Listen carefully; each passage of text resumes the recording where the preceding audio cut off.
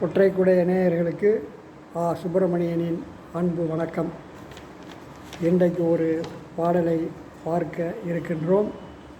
பொன்னை விரும்பும் பூமியிலே என்னை விரும்பும் ஓருயிரே, உதயல் தேடி அலையும் உலகில் இதயம் தேடும் என் உயிரே.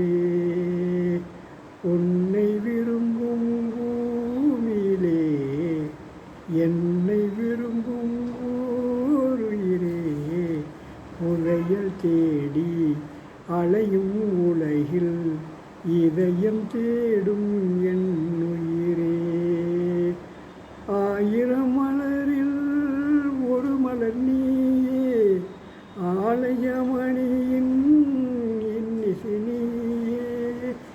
ஆயிரம் மலரில் ஒரு மலர் நீயே, ஆலயமணியின் இன்னிசை நீயே.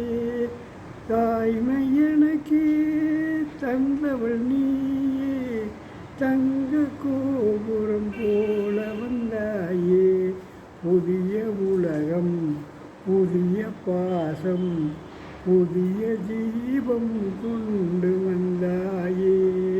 உன்னை விரும்பும் பூமியிலே என்னை விரும்பும் ஓருயிரே. இந்த பாடல் பொன்னையும் பொருளையும் விரும்பும் பெண்கள் நிறைந்த இந்த உலகத்தில் கால் ஊனமாகி போன என்னை மட்டுமே விரும்புகின்ற அந்த நிலையிலும் என்னை விரும்புகின்ற இவள் இந்த பெண். இவள்தான் என்னுடைய இதயத்தை கவர்ந்தவள். எனக்கு இந்த நிலைமை ஆனதற்கு பிறகு கூட அவள் என்னையே விரும்பி கொண்டிருக்கிறாள். என் இதயத்தை தேடுகின்ற இந்த உயிர் ஒன்றுதான் என்று இங்கே உள்ளம் உருக தன் காதலியை பாராட்டி பாடுகிறான் கவியரசரின் பாடல் ஆலயமணி திரைப்படத்திலே. இந்த பாடலையும் பார்த்தோம். இன்னொரு பாடலையும் உங்களுக்கு காண்பிக்கிறேன். சிறைக்குடி ஆந்தையார் என்பவர் நற்றிணையிலே எழுதிய 16வது பாடல். ஒரு சிறப்பான ஒரு பாடல் அங்கே எழுதியிருக்கிறார். அதையும் பார்த்து விடுவோம். அந்த பாடலிலே புணரின் புணராது பொருளே, பொருள்வயிற் பிரியின் புணராது புணர்வே, ஆயிடைச் செல்லினும் செல்லாய் ஆயினும் நல்லதற்கு உரியை வாழி என் நெஞ்சே. பொருளே வாடா பூவின் பொய்கை நாப்பன், ஓடுமீன் வழியின் கெடுவ, யானே விழுநீர் வியலகம் தூணி ஆக, எழுமான் அளக்கும் விழிநிதி பெறினும், கனங்குலைக்கு அமர்த்த சேயிலை மலைக்கண், அமர்ந்து இனிது நோக்கமொடு செகுத்தனன் எனைய ஆகுக வாழிய பொருளே என்று இந்த பாடலை பாடியிருக்கிறார். இதனுடைய பொருள் என்ன என்று சொன்னால், புதிதாக திருமணமான தலைவன் தலைவி, அதிலே அந்த தலைவன் மனைவியை விட்டுவிட்டு பொருள் தேட போக வேண்டும் என்று நினைக்கிறான். அப்படி போக வேண்டும் என்று நினைக்கின்ற நிலையிலே தான் அவன் மனைவியை நினைத்து பார்க்கிறான். இந்த காலத்தை போல மனைவியை உடன் அழைத்து செல்ல முடியாத காலம் அது. ஏனென்றால் போக்குவரத்து வசதிகள் இல்லாத காலம். பாலை வழியிலே நடந்துதான் போக வேண்டும், பல இன்னல்களுக்கு இடையிலே. ஆகவே பெண்களை தனியாக உடன் அழைத்து போவது அன்றைக்கு இல்லாத ஒரு காலமாக இருந்தது. இன்றைக்கு கூட திருமணமாகி ஒரு மாதம் ஆன நிலையிலே கூட பெண்களை இங்கே தனியே விட்டுவிட்டு வெளிநாட்டுக்கு வேலைக்கு போகின்றவர்களை நாம் பார்த்து கொண்டு தான் இருக்கிறோம். அன்றைக்கு அப்படி வெளிநாடு பக்கத்திலே உள்ள ஒரு இடத்திற்கு பொருளை தேடப் போகின்ற பொழுதுதான் அவன் நெஞ்சு சொல்லுகிறது. அவன் நெஞ்சு சொல்லுவதாக இந்த பாடல் எழுதியிருக்கிறார். நீ இப்போதுதான் திருமணம் முடித்திருக்கிறாய், அவளை விட்டு நீ பொருள் தேடப் போகிறேன் என்று சொல்லுகிறாயே, அவளுடைய உள்ளம் என்ன பாடுபடும்? அவள் எப்படி தனிமையை தாங்குவாள்? ஒரு பொருள் இன்றைக்கு இருக்கும், நாளைக்கு போகும். அது நிலையில்லாத ஒன்று. ஆக பொருளை தேடியே நீ அலைந்து கொண்டிருக்காதே. இளமை என்பது அது ஒரு முறைதான் இருக்கும், அதற்கு பிறகு திரும்ப மீண்டு வராது. பொருள் வரும் போகும், ஆனால் இளமை வந்துவிட்டு அது திரும்ப போய்விடும், அதற்கு பிறகு வராது.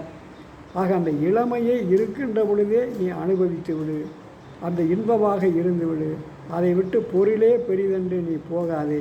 இப்போது பூக்கள் நிறைந்த ஒரு குளம் இருக்கிறது. அந்த குளத்திலே மீன்கள் போய்கொண்டே இருக்கின்றன. அந்த மீன்கள் மீனை பார்க்கலாம். மீன் போன வழியை நாம் திரும்ப கண்டுபிடிக்க முடியுமா? முடியாது. அதுபோல் பொருள் வரும், அது வந்த வழியிலேயே போய்விடும். அந்த மீன் அங்கே இருக்கின்ற பொழுது அந்த குளத்திலே தண்ணீர் வட்டுகிறது என்று சொன்னால், புதிதாக மழை பெய்து தண்ணீர் வருகின்ற பொழுது அந்த தண்ணீரோடு இந்த மீனும் சேர்ந்து குளத்தை விட்டு போய்விடும்.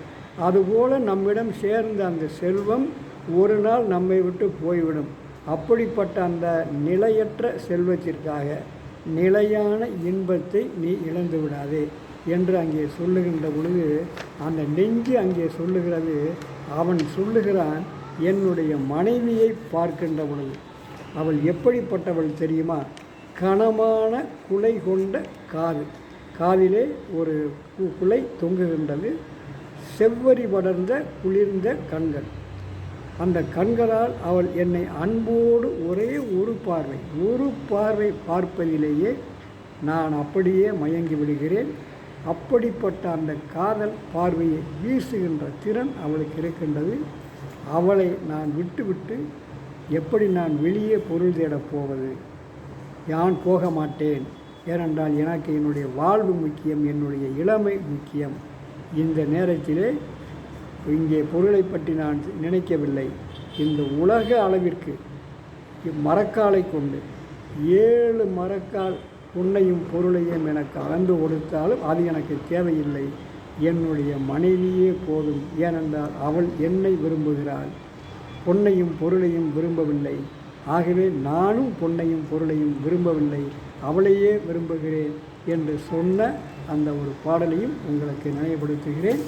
நாளை ஒரு பாடலோடு உங்களை சந்திக்கிறேன். நன்றி, வணக்கம். இரண்டையும் ஒப்பிட்டு பாருங்கள், சரியாக இருக்கிறதா என்பதை